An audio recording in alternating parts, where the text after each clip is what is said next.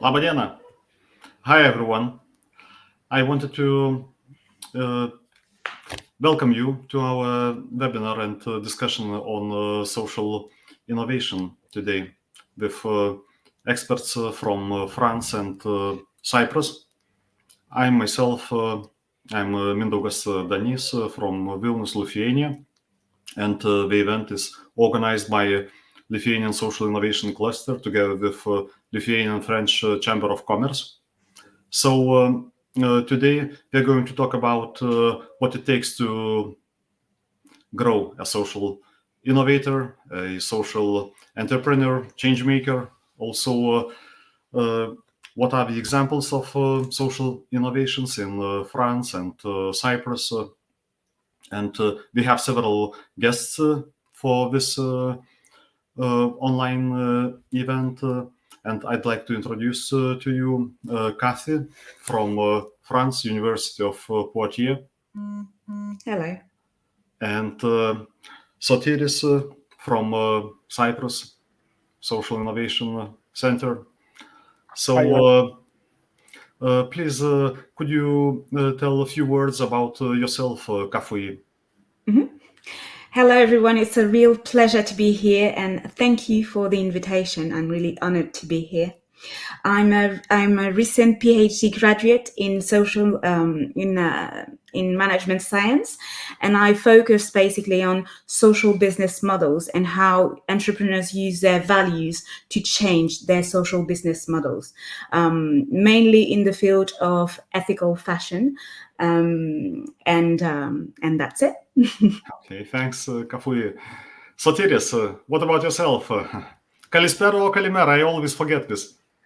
Kalispera, it's good afternoon. Kalimera is good morning. So you are right for both. Actually, this time for some people it's good morning. For some other people it's good afternoon. So I'm Sotiris THEMISTOKLEOUS. I'm the Director of Strategic Development at the Center for Social Innovation in Cyprus. We are a center specialized in addressing social challenges and social gaps through innovative approaches and by mainly bringing together social partners to address those issues. I'm very happy to be here with you because I think it's a process of knowledge exchange. We may know some things, but we're also here to get some things from the rest of the participants, and we look forward to this discussion. Thanks a lot, Sotiris and Cafui. Well, I'd like to start with a more general question. Social innovation for some of the countries and for some of the people is still a new subject. And I was kind of curious to know how did you come across the topic and why social innovation is important in your opinion. Could you share what you think about it? Cafui, let's start with you. Okay. Well, social innovation was a part of my own journey when I was a student in management science, and I discovered all the logistic aspects, the value chain, the international value chains in the field of fashion and cosmetics, and I wondered what would happen if we could build and create ethical brands and ethical practice. So that's really more of an empiric experience that drew me towards social innovation in the field of cosmetic and fashion, really. Mm-hmm. Well, yeah. So, I'm sorry, I just didn't want to interrupt, but I thought that maybe you have to touch upon a bit on this ethical fashion and give some examples of social innovation in fashion, because some people might not really be aware, how is it that two things are related? Yeah.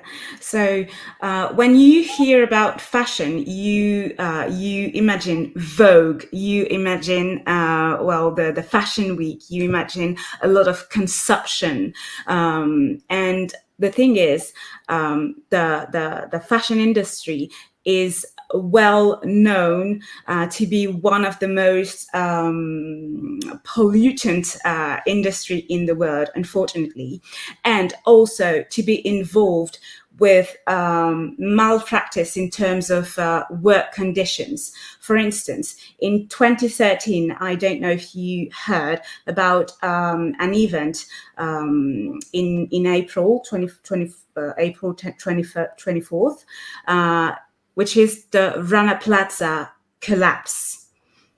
So basically, a manufacturer in Bangladesh collapsed on workers, killing 1,000 people and hurting even more people. This raised awareness in the field of fashion, because great fashion companies that we usually see here in France were involved as contractors, as buyers of these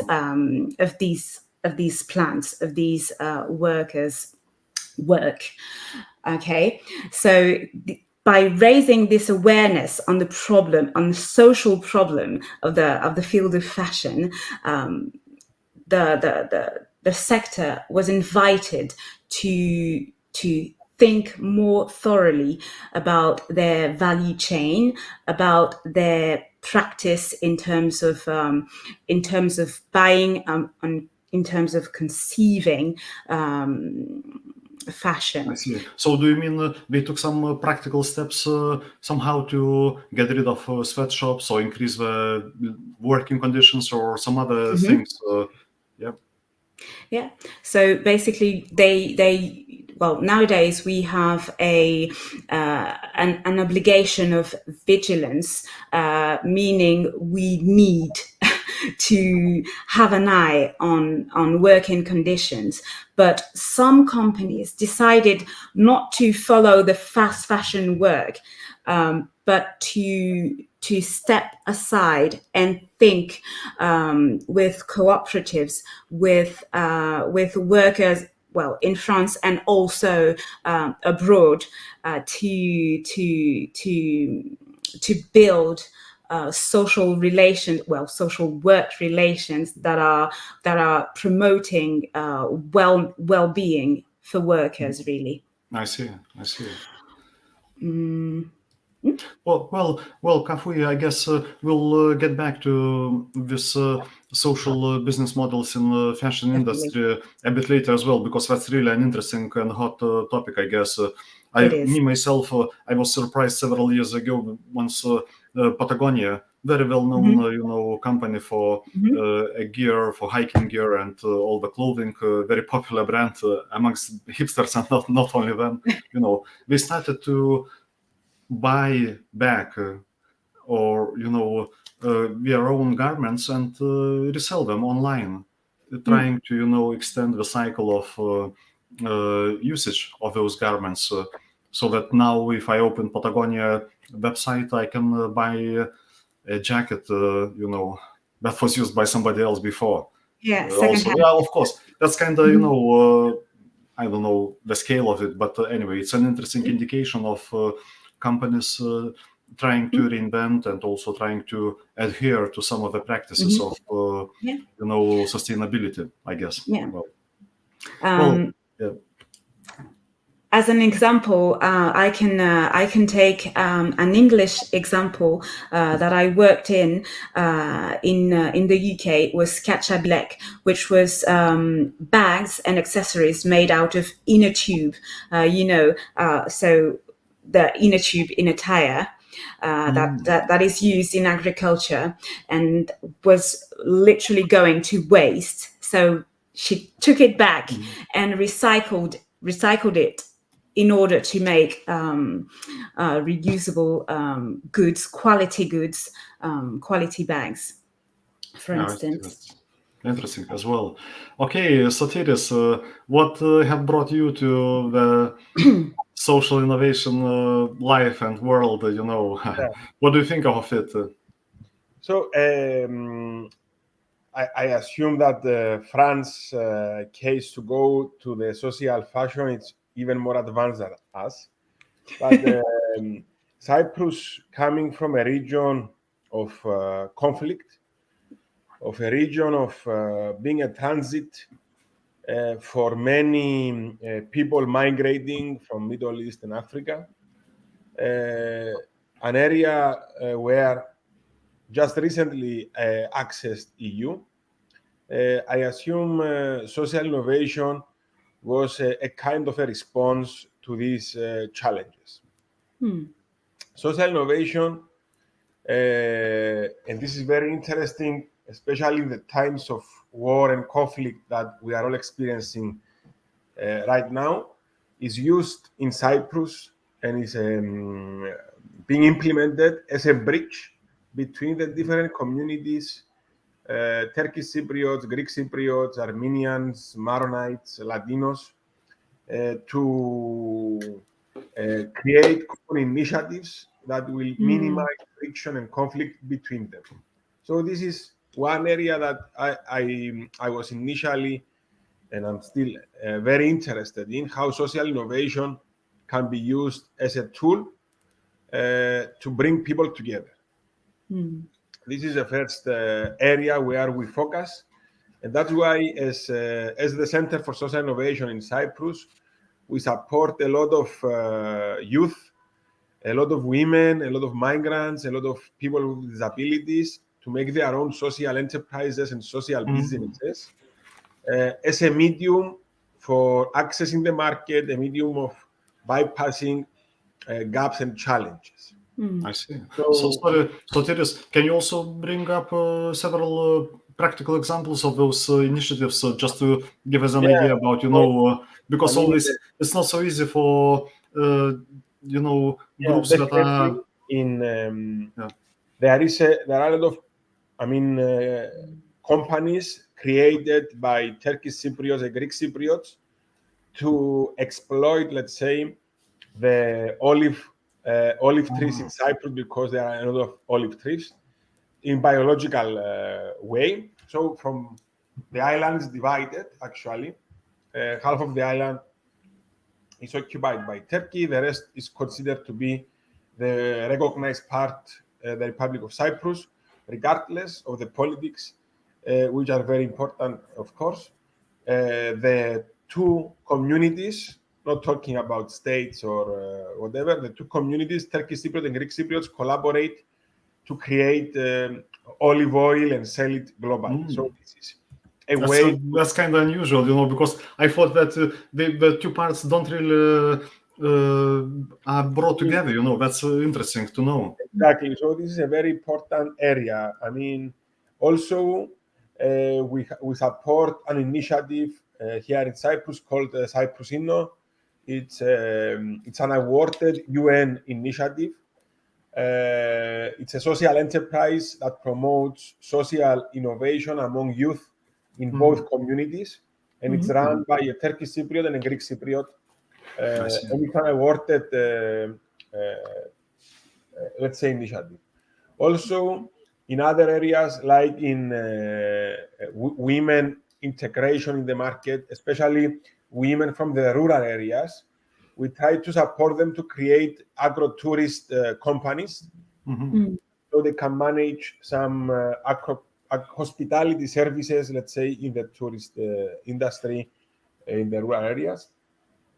But also, Cyprus, having experienced a great influx of migrants, disproportionate with its population, has to manage these people, integrate these people, provide them support, employment, education. So many social businesses and social initiatives through social innovation, they try to support these communities.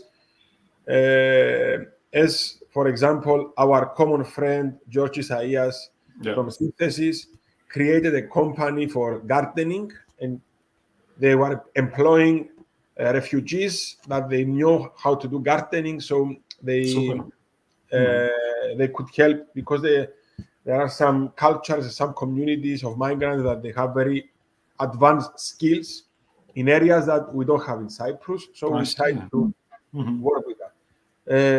Closing this introduction, we have to have in mind one very important thing that many times I forget. Social innovation or social businesses are still businesses. Okay. They have to make money. They have to run like enterprises, like a normal business, to be sustainable and survive in the market. It's not charity organizations, it's not associations. They are businesses that either by providing services or either by their status and their philosophy are addressing social challenges. So we have to have that in mind when we want to make a social business or a social enterprise. We are going to run a normal, typical business. This is very important for the sustainability and the progress of any initiative in this context. Yeah, that's for sure, I guess. But I think we'll have to discuss the topic of a positive environment for social innovation and social entrepreneurship, because there are many different actors, engaged, and also there are many different things and angles that we can touch upon. But before we go to this topic, I also wanted to talk about a little bit about the roles of the universities and education in preparing people, training people about social innovation and social entrepreneurship. And because as we discussed at the beginning, it's still kind of new topic, and it's not an easy topic to deliver and train people into. Cafui, do you have some experience, or can you share some ideas how the universities can play a role in this area?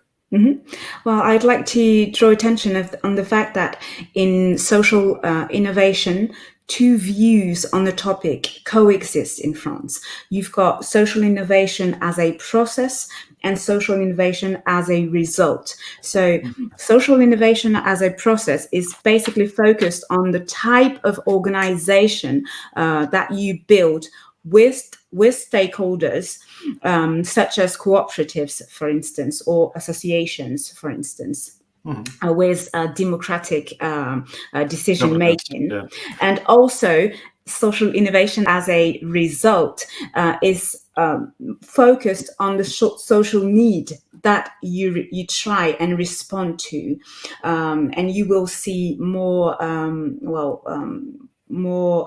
initiatives such as social entrepreneurship within this kind of view. They coexist and they mainly overlap because they draw from the same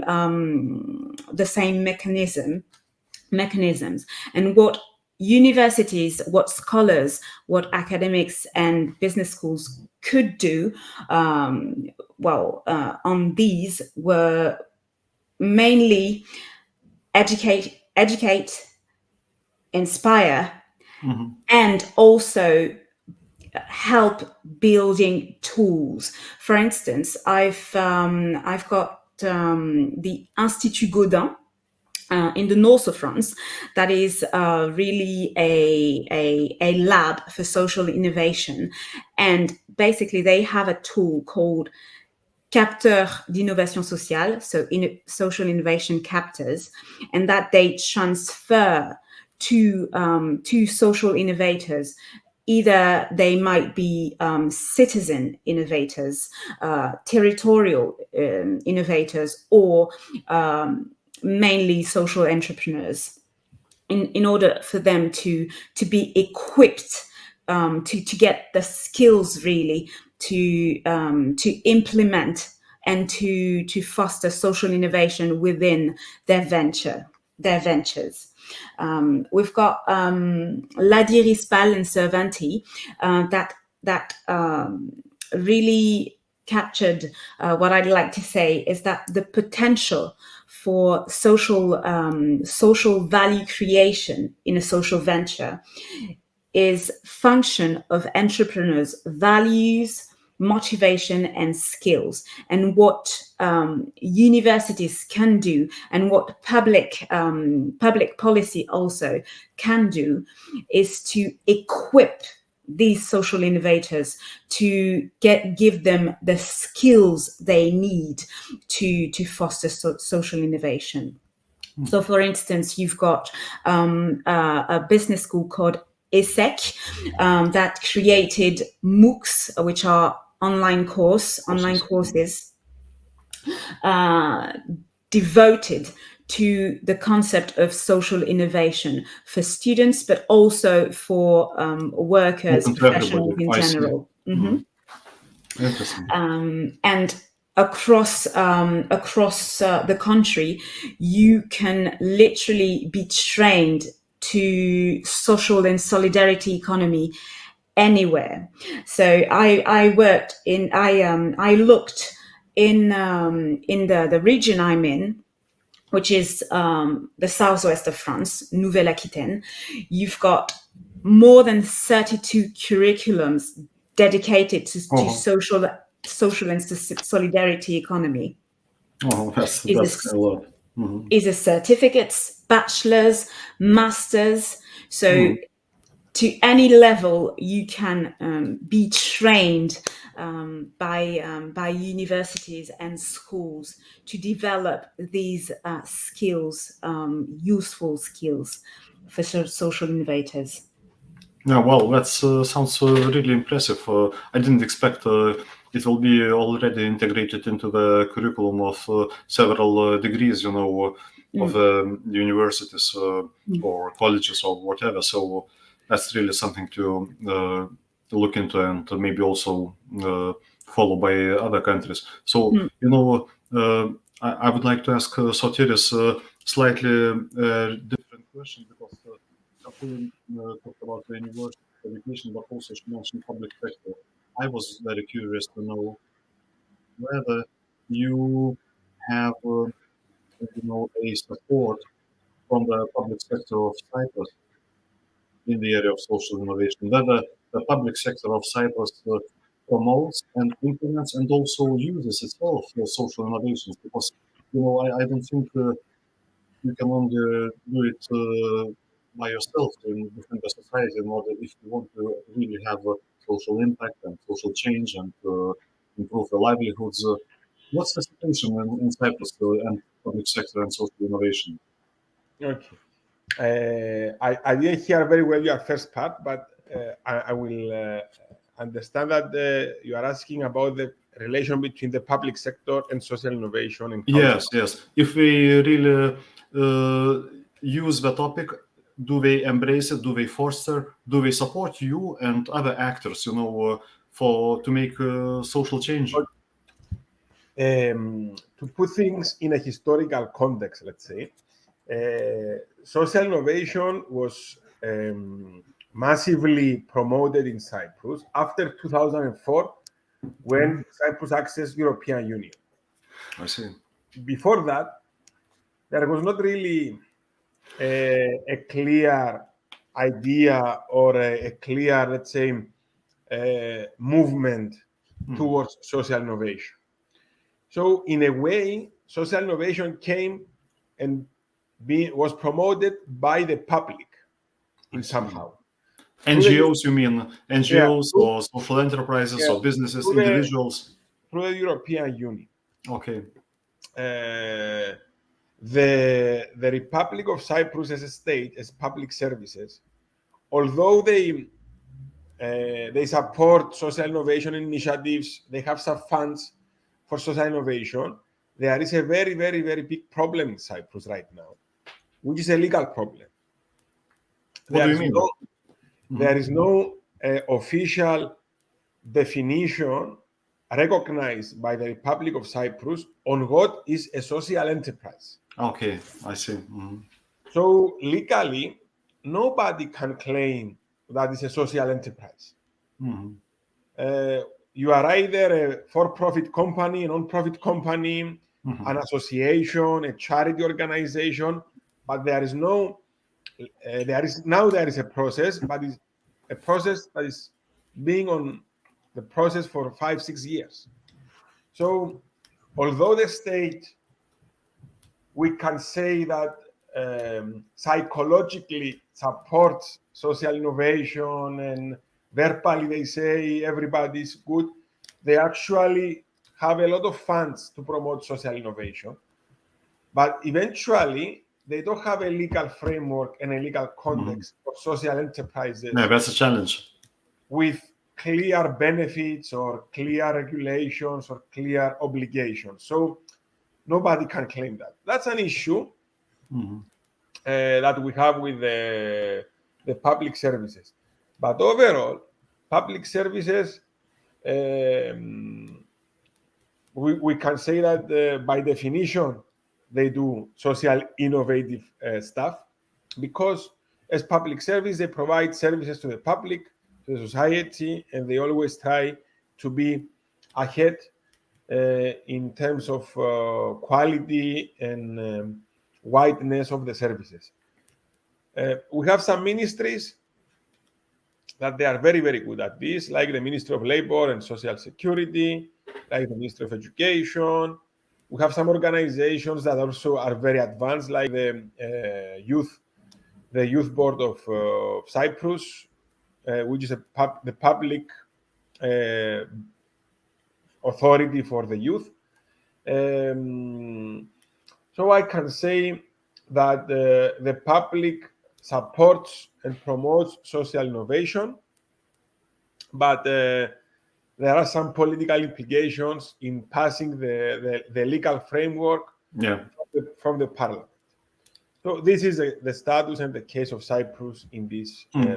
Yes, but Sotiris, I don't want to let you lose on this one, because as Cafui mentioned, social enterprise is a byproduct of social innovation, or the result. But there are things that focus on process, and also I think what's important to know, that the public sector in Cyprus is encouraging changes. Do they want to pilot, test, replicate, and scale new solutions, more effective solutions in childcare, education, social welfare, integration of migrants? Are they open to your suggestions? Do they meet with you, and can you propose them something new, brought from abroad, and then adapt it in Cyprus? Do they allow you to scale using public funds as well? That's a good point. I don't know if it's the same in every country, but it's up to the public servants many times. So in the area of education, if the director of primary education or the director of educational technology is open, they will adopt new ideas. Okay. There are services that they have really good directors and really good public servants that they are open to suggestions and change. But as you know, probably in your case too, there are public services that they don't want to change anything. They are it's very convenient for them to do the same thing all the time, because that's what they know how to do it. But again, I think social innovation is taking place not everywhere in the public sector, but there are sectors like education, youth, the labor market. There you can see things happening. Where you don't see things happening is maybe in the health sector, for example, or in social welfare. But that's the huge spenders of public money. They should. You don't see things moving fast as you would expect. Again, it's a matter of culture and mentality of the public servants, and how open and flexible they are to adopt suggestions. I see. I don't want to. I am a positive person by character, so I think that as the time is passing by and new people are coming up with new ideas, I think things will be happening faster. Technology is being implemented everywhere. Technology makes things easier, more effective, more productive. So I expect that our suggestions will reach more ears, let's say. What I see, for example, in education, we developed an online game for social enterprises, for kids. Interesting. How kids can play a game and develop skills to build their own social enterprise. We promoted to the Ministry of Education if they wanted to use it. The Ministry of Education didn't adopt it officially, but it did disseminate it to the teachers. Oh, that's still good. So many teachers, from what we know and we communicate with them, they actually put it in their classrooms. So we see things happening, maybe not in the systematic way. Yes, but they say to the teachers, if you want to use it, use it. So it's up to the teachers. It's okay. Okay. Well, anyway, but that's an interesting story, Cafui, what about yourself? Did you come across of the public sector and the, understanding of social innovation and embracing of social innovation within the public sector and by the public sector or not? So in France, we advanced on the legal side of social economy and also on defining what is social entrepreneurship, what is social innovation. And in 2014, there was a law focused on social and solidarity economy that defined clearly for the French public what was social innovation, and it's basically means that we elaborate novel response to social needs that are new or not well satisfied currently in the current condition of the market. Okay, and also a lot of social innovation in France is threefold. You can have citizen innovation. For instance, we've got neighborhoods that gather to serve their local area. It can be also tailored by public policies, and this is what we called territorial innovation. So it's really the public sector that is making social innovation for their region. And we've got what we usually call social innovation that is more in the hands of entrepreneurs, either association, cooperatives, or for-profit or more traditional entrepreneurs.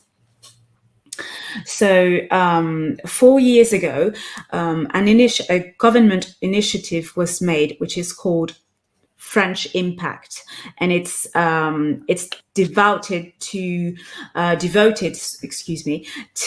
promote social innovation, to gather different actors to promote social innovation and to support social innovators. Interesting. Prior to that, Avis spread some initiative factories. La fabrique à initiative. They call it initiative factories and generators, where basically in 32 territories in France, you can go. It's a third place. Basically, you can be supported to design thinking, social innovation on a local level. level. Really. So it's some kind of co-working space with staff that can provide support and to help them ideate and build a business model or design a product or service and move on. Yeah, and also they facilitate the contact with the beneficiaries, because when you try to make social innovation, you need to be focused on a social need. So if you focus on a social need, you're really focused on someone, meaning who are you serving currently by this social innovation. And social innovators, entrepreneurs need to gather with the people and be trained to understand and to comprehend their need in order to raise and to design ideas that are suitable for the beneficiaries, really. Yeah. And that's the main utility of these initiative factories and ideas generators, really. Interesting. It's like you are sharing us a story about the infrastructure that supports, social innovators and change makers and social entrepreneurs. That's very useful, because otherwise, these people don't really have, access to loans or, I don't know, traditional consulting or services, because it's a different sector. That's interesting. I was also, now it sounds as if we are moving slightly towards the direction of some specific examples and cases. And, here in my country, we also don't, the social enterprise is not regulated by the law, although it's in preparations to be approved. But we still have social businesses, and but they are facing many difficulties in a sense of recognition by customers and clients. If they cannot put a slogan on their product, "I am a social enterprise, buy me," or "pay me more," because the customers are not aware, what does it mean? Why I should pay you more or buy your product or your service instead of buying service produced by a commercial company, for-profit company. So it's a tricky business. And Sotiris, do you know also some examples of the ways how social enterprises compete on the market, where the awareness of the customers is not really that high?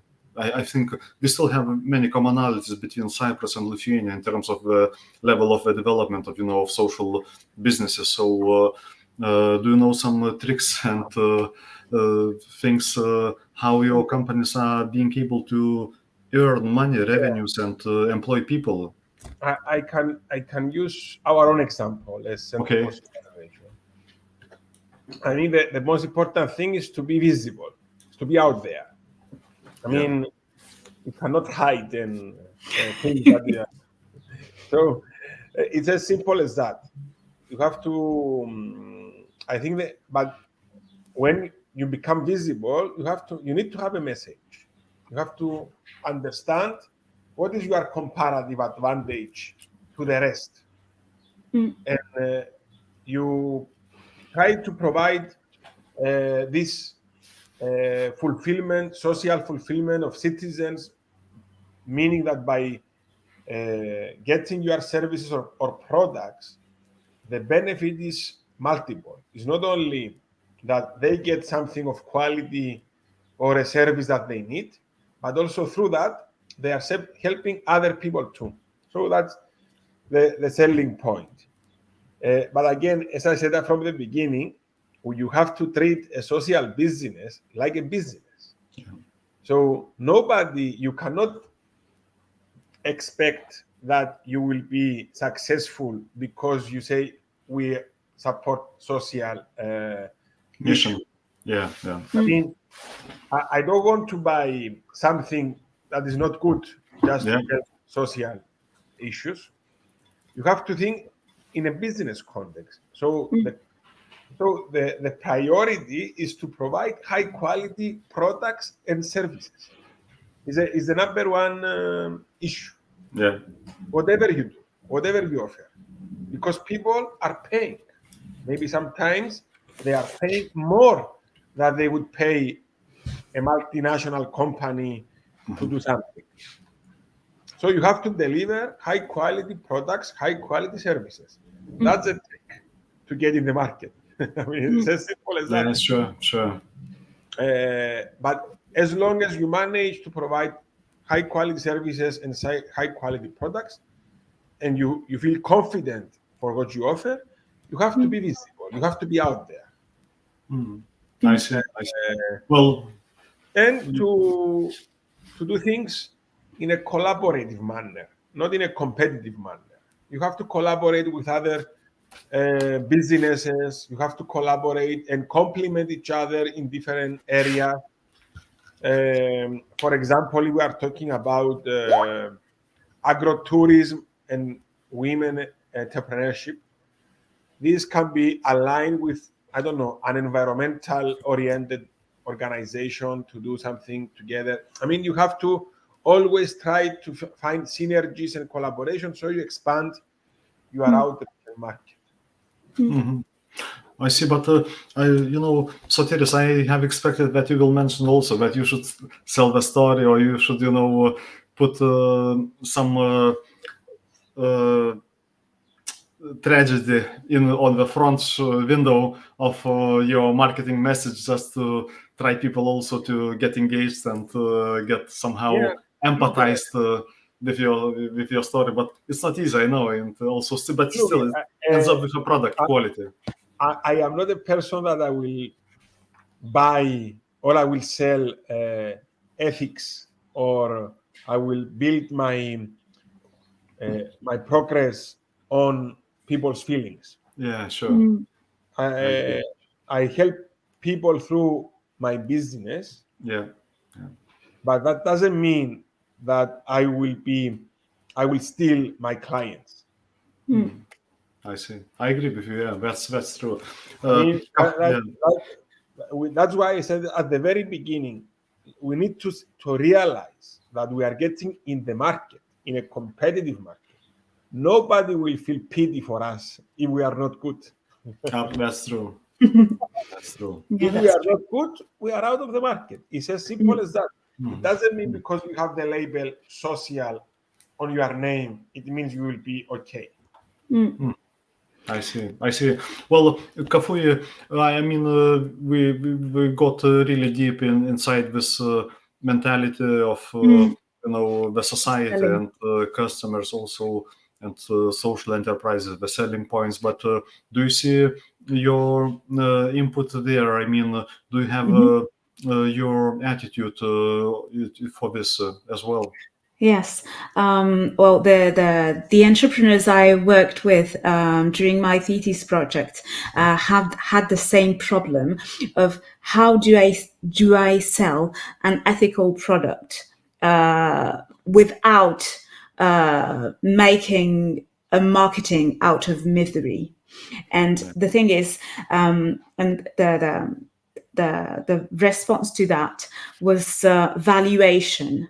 Basically, they decided not to pity their beneficiaries, not to pity the people they were helping, but to value them, to recognize the value of their work. Because the thing is, when you work with women with a real know-how, you don't have to advertise on their misery. You don't have to advertise on their social conditions. You can advertise on their really handy, crafty work, on their expertise as knitters. Yeah. So excuse me, I was trying to find the word.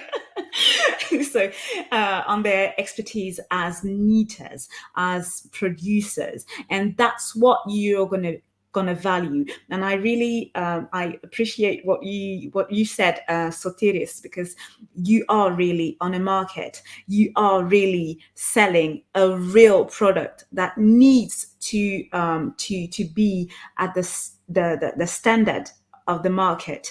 And I have an entrepreneur that said everyone can make pretty things. Anyone can do that. And she was a designer, and she said, but the thing is, I wanted to do pretty things, the standard of aesthetic standard of fashion, with eco-conception and with insertion workers to promote beauty without letting our people behind. So it's really not about pittiness. It's really about promoting different know-how, different expertise and savoir-faire. Well, I totally agree with both of you, but what about this contradiction? We expect from a social entrepreneur to deliver a good product, but at the same time, we also expect him or her to raise, living standards for somebody, or to improve lives of the miserable people and destitute people and those people in need. So who else should help the social entrepreneur and, the impact, the mission, and all those things? What should we do? If how can we make ends meet? Because on paper they should lose commercial businesses because they have much more responsibility on their shoulders. What's your opinion on that? Of course, it's provocative, but anyway, I think the listeners or the viewers would like to hear how to deal about it. Sotiris, what do you think? How to be better and still do good things? So the question is how to be better. Yeah, but also do a positive change in life for somebody else. Look, personally, I think we should do everything normally in a flow. All businesses can be socially friendly. All businesses, regardless if you call them social enterprises, charities, whatever. Everybody can be. It's a choice. It's a choice to go after profits, to go primarily after profits. It's a choice to make fast money, or to go and be respectful for the community that is supporting you as a business. It's a choice to take a direction where gradually you will create a market that serve the purpose that is created, which is to progress the community and the society. So it's a choice. You can be, having said that, it means that whatever job you do, you can have a social aspect and a social orientation in it. You can employ people with disabilities. You can employ more women. You can employ young people from migrant background. So these are things you can do internally. And definitely, and this is one of my biggest arguments when we do trainings on diversity, it's that it's a very, very big business mistake to exclude any person based on any identity. It means you lose skills. Yeah. So anybody, it's a potential employee or a partner in any initiative you do. It can be with a different sexual background, sexual orientation than you. It can be with different migrant background. It can be different gender. It can be whatever. So the first step we have to do is to open up to everybody. Yeah. This is the first step we have to do. To say that what we do, we can employ, we can be together with anybody. This is the first thing. The second thing that we have to do is to realize that if our business is doing what we say that what we do, we support the society, it means that we will be working in a market that people are happy and willing to buy, willing to interact with our services, a market that is functioning in a healthy economic and social context. So priority is to give a good example to other businesses. We need to be successful to actually go out and say, look, we have a diversity in our employment, we support social innovation, we support marginalized groups, and still we make a lot of profit and a lot of benefits for the company. This is the only way to raise awareness. Yes, well, that's true. I mean, but also sometimes, if you're a single individual social enterprise, you are only thinking, how to sell, how to make money, how to solve daily routine. You don't have really additional resources to start talking on behalf of the whole sector and raise the awareness of the society. So anyway, I guess you have to clusterize, you have to network, you have to engage public sector. I still somehow, I don't like public grants, but I think you have to have an infrastructure there, at least at the beginning, to allow social enterprise to grow. Otherwise, it's too difficult, too challenging. If I'm allowed to say something about public grants, and then Cafui can take over. Public grants is not public money, in the sense that we are not paid to do nothing. Yeah, sure. For good or for bad, that's a different discussion. The state is becoming an actor in the market. Okay, as an actor in the market, the state wants to have some services. If those services cannot be obtained from internal resources, they have to buy them. We do it, everybody's doing it. Yeah. So it's not a matter of public money in that sense. It's in the sense that the state wants to buy services. And organizations like ours are providing the resources in this sense. So it's not bad to take a service contract and provide your services. It's a very good thing to do. Sure. It's the same like you are selling your services in a very big multinational company. It's the same. I don't agree necessarily with the state not having all the capacity to run some things. I don't really agree with that. Mm-hmm. That's another political discussion. Sure. But as long as the state and the public decided to enter the market, they have to act like being in the market. It's as simple as that. Yeah, that's true. Well, thanks, Sotiris.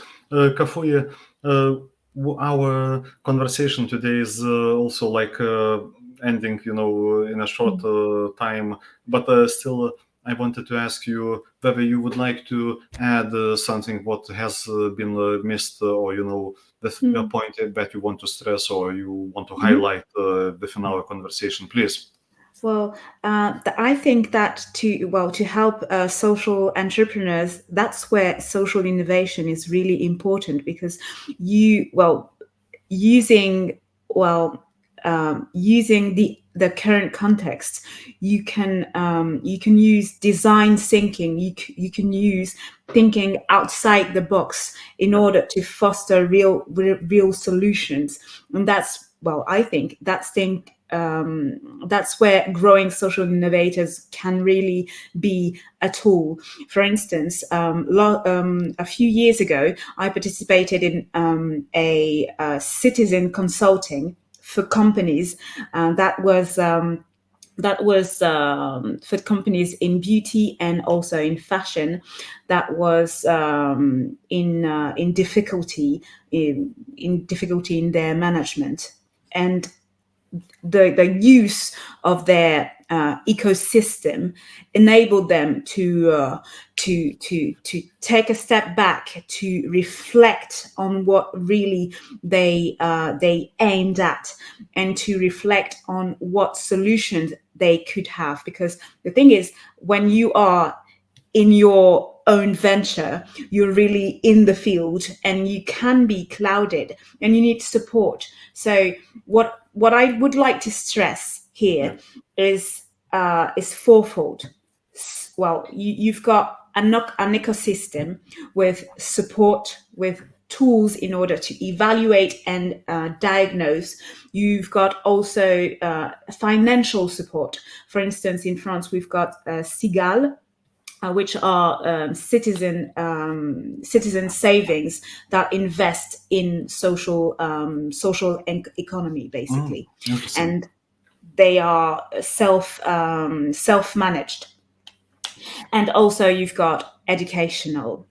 And my research drew me to realize that also entrepreneurs have a work to do on reflecting on their worldview and to reflecting on their values, because as Sotiris said, it is a matter of choice, and you choose options as regards to your values, and maybe you might aggregate different values, different value system that are being negotiated. Maybe you don't have the same value system, the same worldview as the person you try to help. So you need to reflect on these as well. And that's it. Yeah. Well, that's really, this is, as somebody can say, very, very philosophical note that we are coming to an end of our conclusion. So it sounds like as if, it's all in your heart, and you have to nourish and build your values, your empathy, and, the world will become a better place eventually, I suppose. So, well, anyway, it was a really interesting discussion, and every time I talk to strangers, well, in a good sense, strangers like people I don't know before, I come across this notice that, or acknowledgement that we are, although despite we are being very different, we not only share some common things, but also we have such a different knowledge that can be useful if we share it with ourselves, within ourselves, and with other people. And I'm really happy of our meeting today, and I hope our viewers and listeners as well have enjoyed our conversation, because I did. And I wanted to thank you, the organizers, and also thank you, Sotiris and Cafui, and also at the last minute, Ivar has joined us from Sweden, but we'll save him for the next time. And so I guess this will be a goodbye from my side, but also I wanted to give you a minute to say goodbye as well. Sotiris? Firstly, thank you, the organizers, for the invitation. As a person that I like actions and practices, I mean, this is a good opportunity to connect with each other and find maybe ways to collaborate, the three of us for now, but also if any one of the participants that are watching our speech and talk today, they can get our contact details. Definitely, social innovation, I think, went through a lot of theorizing and philosophizing and talking. everything ends up in actions, and everything ends up in how successful you are in implementing what you really believe. And if you believe something, and if you enjoy what you are doing, and if you find a fulfillment in your work and contribution in the society, then unavoidably you will be successful and you will have a real social impact. So looking forward to work, talk, collaborate with anybody. And thank you again for this invitation. Thanks. Cafui? Well, thank you to all the organizers for this event. I was really delighted to be here to discover the Cyprus and Lithuanian situation on social innovation. It was really interesting. It was amazing. What I'd like to end with is that we've got a lot of ideas to change the world for it to be a better place, but I would like to alert on the fact that my view of a better world might not be yours. So entrepreneurs need to be sensitive to avoid being violent in terms of worldviews to their beneficiaries, because I've seen it on the field.